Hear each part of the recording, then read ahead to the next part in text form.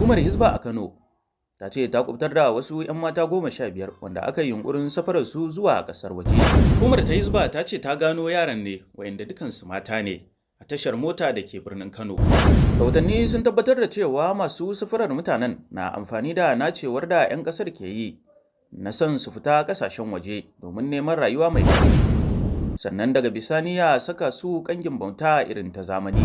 Hukumar ta Hisba ta ce ta samu wannan nasarar ne yayin da ta kai samame da jami'anta suka kai a tashar motar.